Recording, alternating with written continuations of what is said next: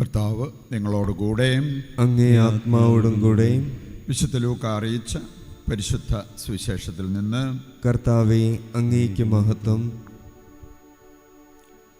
അധ്യായം 21, 5 മുതലുള്ള തിരുവചന ഭാഗം.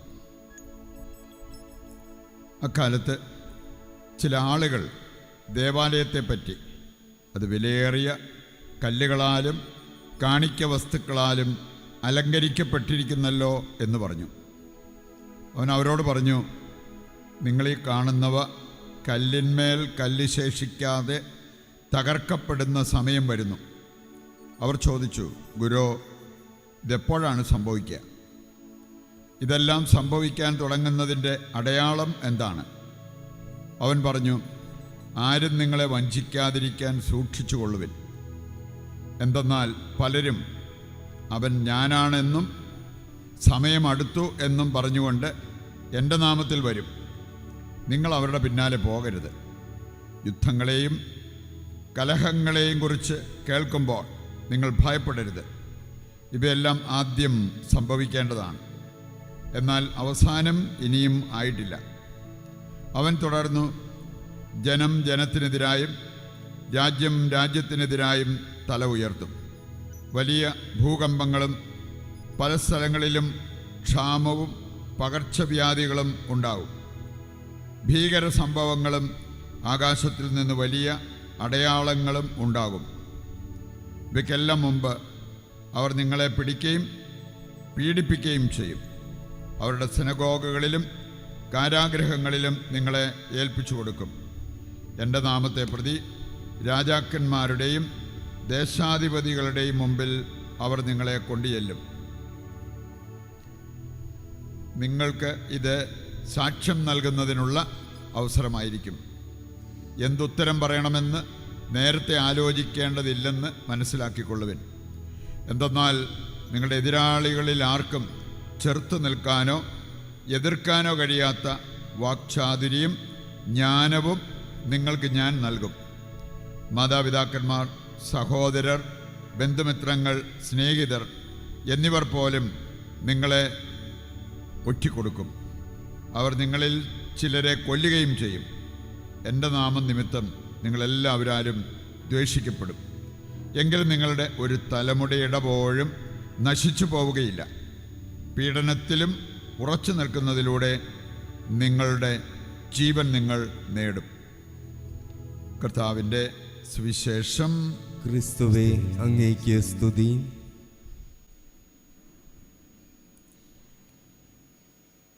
ഈശോയിൽ പ്രിയപ്പെട്ടവരെ, 33-ാം ഞായറിലേക്ക് നമ്മൾ പ്രവേശിച്ചിരിക്കുകയാണ്. ഇന്നത്തെ വായനകളിലൂടെ ദൈവം നമുക്ക് നൽകുന്ന സന്ദേശം 4-5 പ്രധാനപ്പെട്ട കാര്യങ്ങൾ മനസ്സിലാക്കി ഹൃദയത്തിൽ സൂക്ഷിക്കാൻ ദൈവം നമ്മോട് ആവശ്യപ്പെടുന്നുണ്ട്. നമ്മുടെ ക്രിസ്തീയ ജീവിതം മനോഹരമാക്കാൻ, അർത്ഥവത്താക്കാൻ, അത് നമ്മെ സ്വർഗത്തിൽ എത്തിക്കാൻ നാം ശ്രദ്ധിക്കേണ്ടതായിട്ടുള്ള ചില കാര്യങ്ങൾ. ആദ്യത്തെ 2 വായനകൾ നമ്മെ പഠിപ്പിക്കുന്നത് നമ്മുടെ ജീവിതത്തിൽ ഒരു കാരണവശാലും നമ്മുടെ അടുത്തൂടെ പോലും പോകാൻ അനുവദിക്കാതിരിക്കേണ്ട 2-3 കാര്യങ്ങളെക്കുറിച്ചാണ്. ഒന്ന്, അഹങ്കാരം. 2-ാമത്തെ കാര്യം ദുഷ്ടത. 3-ാമത്തെ കാര്യം അലസത. ദൈവവചനം വായിച്ച് മനസ്സിലാക്കിയിട്ടുള്ളവർക്ക് എങ്ങനെ ഈ കാര്യങ്ങൾക്ക് അവരുടെ ജീവിതം സമർപ്പിക്കാൻ പറ്റും എന്നുള്ളത് നമ്മൾ ചിന്തിക്കേണ്ടതാണ്. കാരണം വചനം പഠിപ്പിക്കുന്ന ഒരു കാര്യമുണ്ട്. ഈ തീക്കകത്ത് വൈക്കോൽ വീണാൽ എങ്ങനെ ഇരിക്കും നമുക്കെല്ലാവർക്കും അറിയാം. ഉണങ്ങിയ കച്ചി വാരി കത്തുന്ന തീയിലേക്ക് ഇട്ട് കഴിഞ്ഞാൽ അപ്പോഴേ അത് കത്തി അമരും. അതുപോലെ സംഭവിക്കും ഈ പറഞ്ഞ പാപങ്ങളിൽ വസിക്കുന്നവർക്ക് എന്നുള്ളത് കർത്താവിൻ്റെ വചനം നമ്മെ പഠിപ്പിക്കുന്ന ഒരു കാര്യമാണ്. മലാക്കി 4-ാം അധ്യായം ആദ്യത്തെ 2 വചനങ്ങളാണ് ആദ്യ വായനയായിട്ട് നമുക്ക് ലഭിച്ചത്. അവിടെ പറഞ്ഞിരിക്കുകയാണ്, അഹങ്കാരികൾ എപ്പം നശിച്ചെന്ന് നോക്കിക്കോ. അഹങ്കാരികൾ ദുഷ്ടത പ്രവർത്തിക്കുന്നവർ. 2 കാര്യങ്ങളും ആദ്യത്തെ വായനയിൽ തന്നെ പറയപ്പെട്ടിരിക്കുന്ന ഒരു കാര്യമാണ്. ജെറമിയായുടെ പുസ്തകം 50:31 വായിച്ചാൽ അവിടെ പറയപ്പെട്ടിരിക്കുന്നൊരു കാര്യമുണ്ട്. അഹങ്കാരി, ഞാൻ നിനക്ക് എതിരാണ്. നമുക്കറിയാലോ, ദൈവം നമുക്കെതിരായ പിന്നെ ആർക്ക് പിടിച്ചു നിൽക്കാൻ പറ്റും? നമ്മുടെയൊക്കെ സമാധാനം എന്ന് പറയുന്നത്, സംരക്ഷണം എന്ന് പറയുന്നത് ദൈവം കൂടെ ഉള്ളത് കൊണ്ടാണ്. യേശുവിൻ്റെ സാന്നിധ്യം നമുക്ക് എത്രമാത്രം സംരക്ഷണവും സഹായം നൽകും എന്നുള്ളത് നമ്മൾ അനുഭവിച്ചിട്ടുള്ള ഒരു കാര്യമാണ്. യേശു രോഗികളെ സുഖപ്പെടുത്തിയവൻ, ബന്ധിതർക്ക് മോചനം നൽകിയവൻ, സാത്താനെ പരാജയപ്പെടുത്തിയവൻ, മരണത്തിൻ്റെ മേൽ വിജയം വരിച്ചവൻ, ഇതെല്ലാം നമ്മൾ വചനത്തിൽ കാണുന്ന കാര്യങ്ങളാണ്. യേശു കൂടെയുള്ളതാണ് നമുക്ക് സംരക്ഷണം, നമുക്ക് സഹായം. യേശു എതിരായാലോ പിന്നെ നമുക്ക് പിടിച്ചു നിൽക്കാൻ പറ്റത്തില്ല എന്നുള്ളത് മനസ്സിലാക്കാൻ പറ്റുന്നൊരു കാര്യമാണ്. ആർക്കാണ് ദൈവം എതിരാവുക? അഹങ്കാരി, ഞാൻ നിനക്ക് എതിരാണ്. നമുക്കെന്തെങ്കിലും ശാരീരിക മാനസിക വൈകല്യം ഉണ്ടെങ്കിലും സാമ്പത്തികമായിട്ട് വലിയ ബാധ്യതകളുണ്ടെങ്കിലും ദൈവം എതിരാകത്തില്ല. ഇതെല്ലാം നമുക്ക് ഇഷ്ടം പോലെ ഉണ്ടെങ്കിലും, നമുക്ക് എല്ലാവിധത്തിലും നമ്മൾ അനുഗ്രഹിക്കപ്പെട്ടവരാണെങ്കിലും അഹങ്കരിച്ചാലോ ദൈവം എതിരാവും. ദൈവം എതിരായാൽ നമുക്ക് ആർക്കും പിടിച്ചു നിൽക്കാനായിട്ട് പറ്റത്തില്ല. അപ്പോൾ അതുകൊണ്ട് ഈ ഒരു പാപത്തിൽ നിവദിക്കാതിരിക്കാൻ നമ്മൾ പ്രത്യേകം ശ്രദ്ധിക്കണം എന്നുള്ളത് കർത്താവിൻ്റെ വചനം നമ്മെ ഓർമ്മിപ്പിക്കാം. ദൈവവചനം നമ്മൾ വായിക്കുകയാണെങ്കിൽ ആമോസിൻ്റെ പുസ്തകം 6:8, അതുപോലെ സുഭാഷിതങ്ങൾ 16-ാം അധ്യായത്തിൻ്റെ 5-ാമത്തെ വചനം, ഈ 2 വചനങ്ങൾ ഒന്ന് വായിക്കുകയാണെങ്കിൽ അവിടെ പറയപ്പെട്ടിരിക്കുന്നൊരു കാര്യമുണ്ട്. അഹങ്കാരം, അതിനെങ്ങനെയാണ് കർത്താവ് ചിത്രീകരിച്ചിരിക്കുന്നത്? ദൈവത്തിന് അറപ്പും വെറുപ്പും ഉളവാക്കുന്ന ഒരു പാപമാണ് അഹങ്കാരം. അതുകൊണ്ടാണ് അഹങ്കാരി, ഞാൻ നിനക്കെതിരാണ് എന്ന് കർത്താവ് പറഞ്ഞിരിക്കുന്നത്. അഹങ്കാരികളെ ഞാൻ വെറുക്കുന്നു എന്നുള്ളതും കർത്താവിൻ്റെ വചനം പറയുകയാണ്. യാക്കോബിൻ്റെ അഹങ്കാരം എനിക്ക് അറപ്പാണ്. ഇങ്ങനെയുള്ള പദങ്ങളൊക്കെ ഇതിനെ ഉപയോഗിച്ചിരിക്കുമ്പം പിന്നെ നമുക്കിതിനെ എങ്ങനെ ചങ്കോട് ചേർത്ത് പിടിച്ച് നടക്കാൻ പറ്റും? ശരിക്കും നമ്മൾ വചനം മനസ്സിലാക്കി അതിൻ്റെ സന്ദേശം ഹൃദയത്തിലേക്ക് ഏറ്റെടുത്തിട്ടുണ്ടെങ്കിൽ നമുക്ക് എങ്ങനെ അഹങ്കരിക്കാൻ പറ്റും? 1 കൊരിന്ത്യർ 9:16 വായിച്ചാൽ പൗലോസ്ലീഹ പറഞ്ഞൊരു കാര്യമാണ്. ഞാൻ കുറേ ശുശ്രൂഷകളും കാര്യങ്ങളൊക്കെ ചെയ്യുന്നുണ്ടെങ്കിലും അഹങ്കരിക്കാൻ എനിക്ക് എന്ത് വകയുണ്ട്? അത് വെച്ച് നോക്കുമ്പോൾ നമ്മളാരെങ്കിലും ചെയ്യുന്ന ശുശ്രൂഷ നമുക്ക് അഹങ്കരിക്കാനുള്ള വക തരുന്നതാണോ എന്നുള്ളത് നമ്മൾ തിരിച്ചറിയേണ്ട ഒരു കാര്യമാണ്. എപ്പോഴും നമ്മൾ ദൈവത്തിൻ്റെ കരങ്ങളിൽ എളിമയുള്ളവരായി മാറുമ്പോൾ സുരക്ഷിതത്വം വർദ്ധിക്കും എന്നുള്ളത് കർത്താവ് നമ്മെ ഓർമ്മിപ്പിക്കുന്ന ഒരു കാര്യമാണ്. ഏതെല്ലാം വിധത്തിൽ ഈ അഹങ്കാരം വരാം? വ്യഭിചാരം ചെയ്തോ ഇല്ലയോ എന്നറിയാൻ കുറച്ചുകൂടി എളുപ്പമാണ്. പക്ഷേ അഹങ്കാരിയാണോ അല്ലയോ എന്നറിയാൻ അത്ര എളുപ്പമല്ല. ഏറ്റവും വലിയ അഹങ്കാരിക്കും എളിമയുള്ള വ്യക്തിയാണ് എന്നുള്ള ആ ഒരു രീതിയിൽ നടക്കാൻ പറ്റും. വിശുദ്ധ ഫ്രാൻസിസ് സാലസ് സൂചിപ്പിച്ച ഒരു കാര്യമുണ്ട്. ചിലർ അഹങ്കാരപൂർവ്വം എല്ലാ കാര്യങ്ങളും ചെയ്യും, എന്നിട്ട് അതിൻ്റെ അവസാനം ഒരു നമ്പർ കാച്ചും. ഞാനാര്, വെറും പുഴു, വെറും കൃമി, അങ്ങനെയൊക്കെ പറഞ്ഞു കഴിയുമ്പോൾ ഇതെല്ലാം അതിലൂടെ അങ്ങോട്ട് പാസിഫൈ ചെയ്ത് പൊക്കോളും എന്ന് ചിന്തിക്കുന്നവരുണ്ടെന്ന്. അതിനാണ് അദ്ദേഹം പറഞ്ഞത് ഹ്യൂമിലിറ്റി വിത്ത് എ ഹുക്ക്. അതാണ് ആ ടൈപ്പ് എളിമയ്ക്ക് കൊടുത്തിരിക്കുന്ന പദം. ഇതല്ല നമുക്ക് വേണ്ടത്, യഥാർത്ഥമായ എളിമ.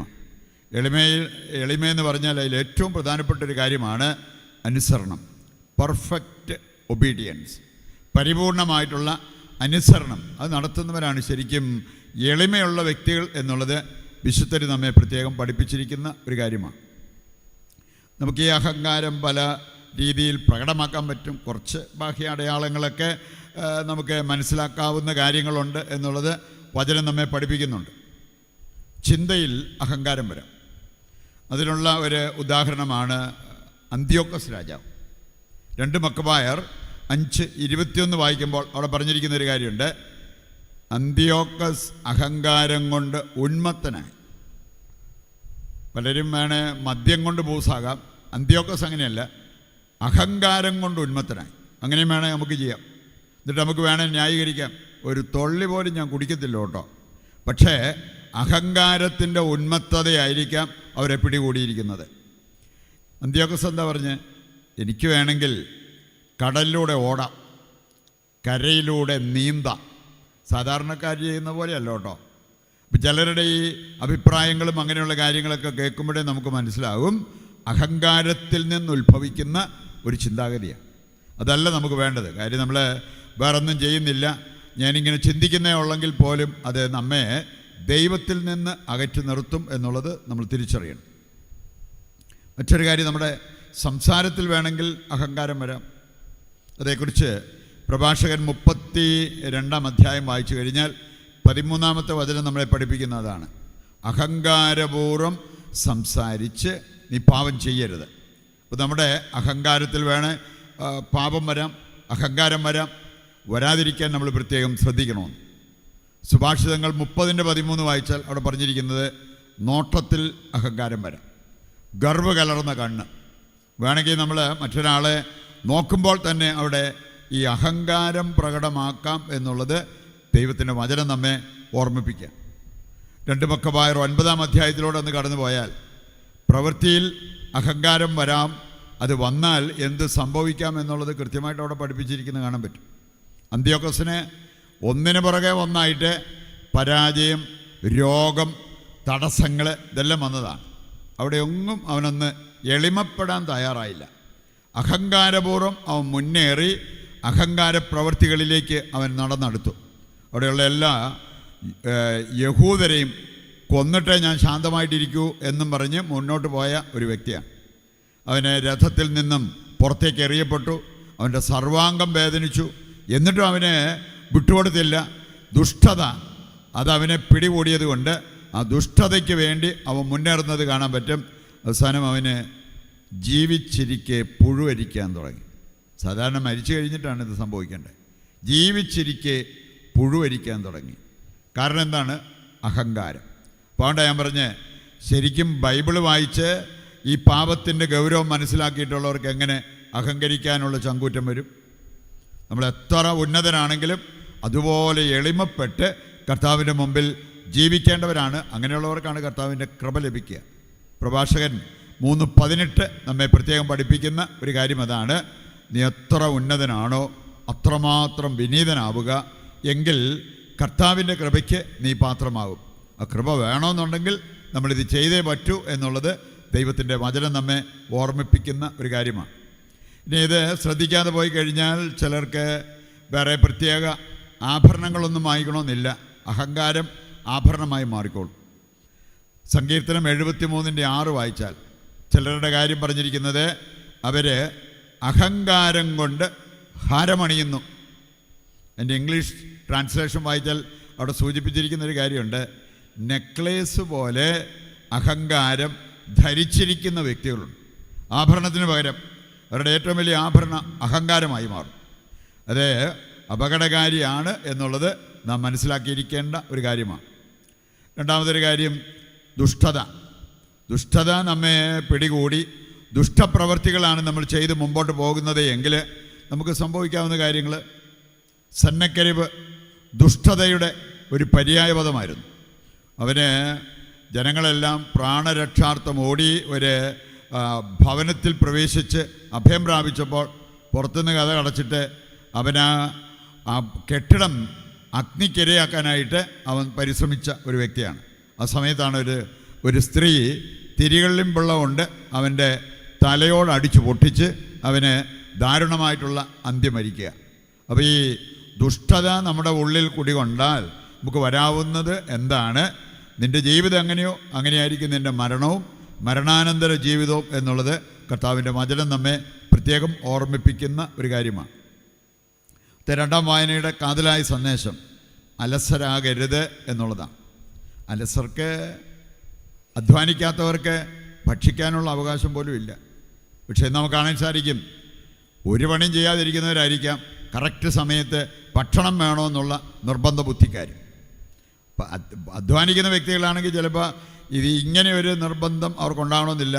ഒരു നേരം കഴിച്ചില്ലെങ്കിലും അത്ര വലിയ ഒരു ബുദ്ധിമുട്ടായിട്ട് അവർക്ക് തോന്നാറില്ല. പക്ഷെ ഒരു പണിയില്ലാതിരിക്കുന്നവർക്ക് അവരെ സംബന്ധിച്ചിടത്തോളം കറക്റ്റായിട്ടുള്ള സമയത്ത് അവർ ഇഷ്ടപ്പെടുന്ന രീതിയിലുള്ള ഭക്ഷണം കിട്ടണം. ദൈവവചനം പറയാണ് അവർക്ക് ഭക്ഷിക്കാനുള്ള അവകാശം പോലും ഇല്ലെന്ന്. ഇനി നമുക്ക് അധ്വാനിക്കാമെന്ന് പറഞ്ഞാൽ എല്ലാവരും തുമ്പായെടുത്ത് പറമ്പിലേക്ക് ഇറങ്ങി കളയ്ക്കണമെന്നൊന്നുമില്ല, കട്ടിപ്പണി ചെയ്യണമെന്നൊന്നുമില്ല. അധ്വാനിക്കേണ്ടവർക്ക് അധ്വാനിക്കാം.